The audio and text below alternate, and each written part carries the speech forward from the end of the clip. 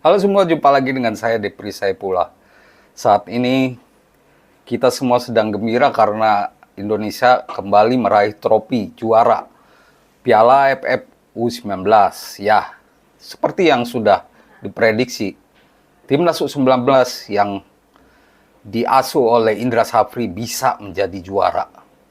Indonesia menang 1-0 lawan Thailand di laga final. Satu-satunya gol dicetak oleh Jens Raven. Permainan timnas Indonesia memang tidak dominan. Kita banyak diserang, kita tidak menguasai bola.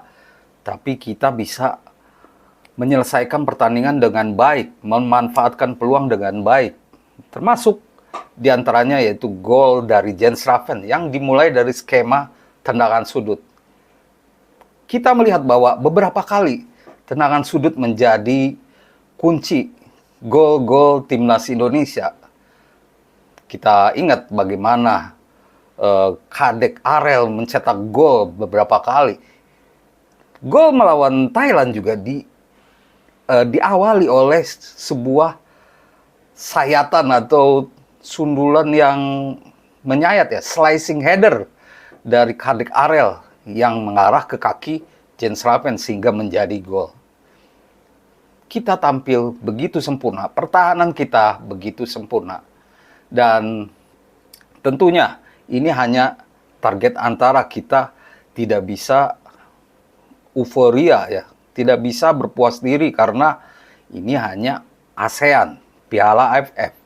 Dan kita pernah menjadi juara 2013 lalu. Kita sudah 2 kali menjadi juara di U19. Dan kebetulan kita memiliki seorang raja ASEAN, yaitu Indra Safri. Indra Safri, pelatih asal Sumatera Barat ini pantas digelari Raja ASEAN, King of ASEAN. Mengapa? Karena dia sudah 4 kali meraih gelar juara di berbagai kelompok umur. Dengan U19 2 kali, 2013 dan 2024. Dengan U22 1 kali di 2019. Dan U23 saat Indonesia meraih emas SEA Games pada 2023 lalu. Indra Safri, seorang pelatih yang tenang, seorang pelatih yang selalu punya cara jitu untuk mengantarkan sebuah tim menjadi juara. Tapi kita semua tentu tidak puas. Kita semua fans mengharapkan agar Indonesia bisa berbicara lebih jauh di Piala Asia. Dan target utama kita yaitu lolos Piala Dunia U20. Karena kita belum pernah main di Piala Dunia U20. Hampir main sebagai tuan rumah tapi batal. Malah timnas U17 yang main di Piala Dunia U17. Itu juga karena tuan rumah. Jadi euforia harus dihentikan sampai sini. Dan Indra Safri juga pastinya sudah mengetahui ini. Dia juga merasa bahwa ini sebagai target antara saja. Dan menariknya, dia akan tetap mengevaluasi skuad yang ada sekarang. Dan apakah pemain-pemain yang ada sekarang kurang?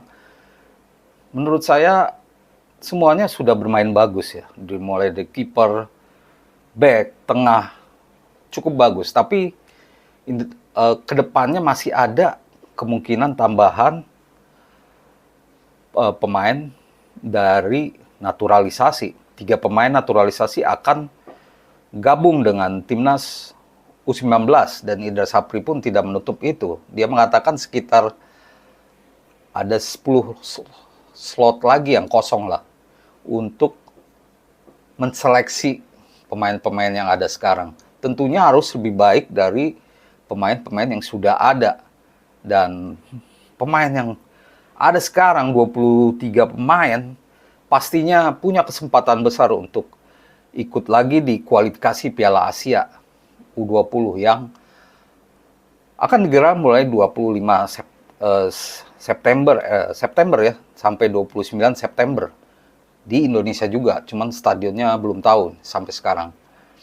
Sebenarnya kualifikasi Piala Asia ini memang harus dimenangkan oleh Indonesia. 2 tahun lalu kita juga lolos saat U19 atau U20 ditangani oleh Sinteyong. Saat itu juga digelar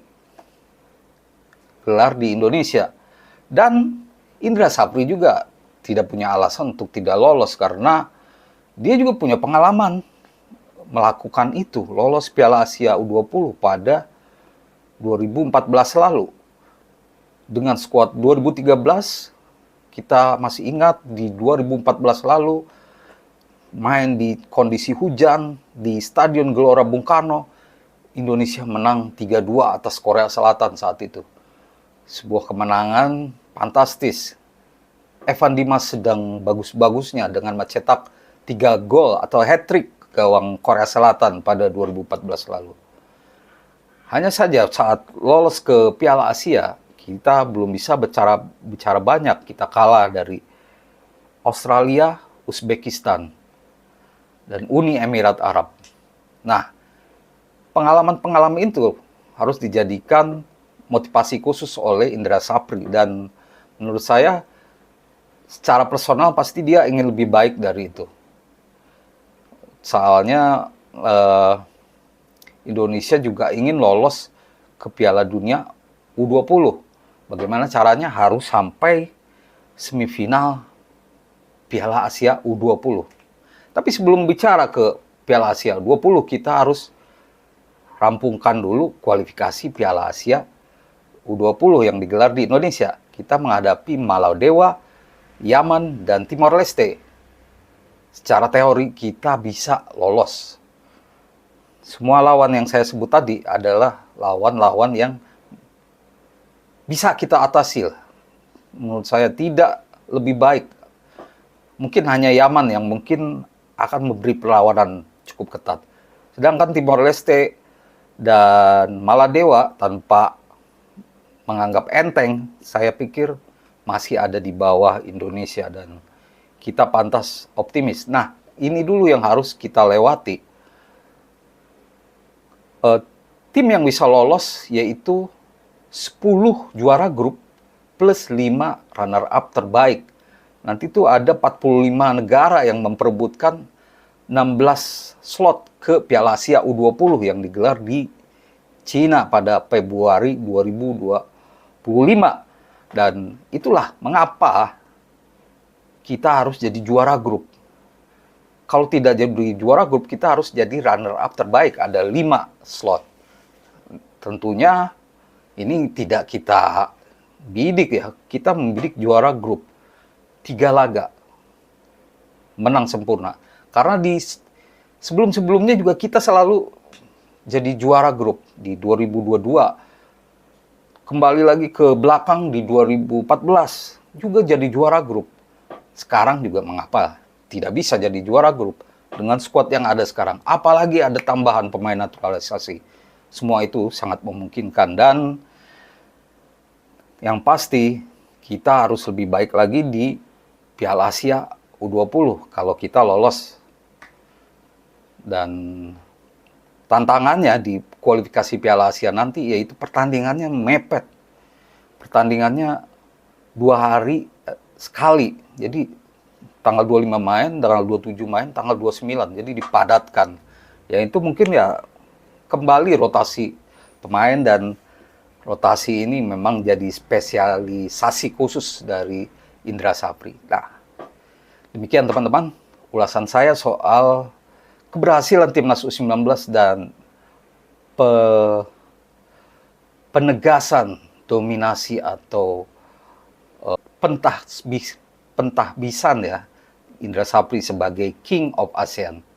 Semoga menjadi informasi yang berguna untuk teman-teman semua, dan saya berharap teman-teman memberi komentar di bawah untuk masukan kepada saya atas channel ini. Terima kasih atas perhatiannya dan salam olahraga.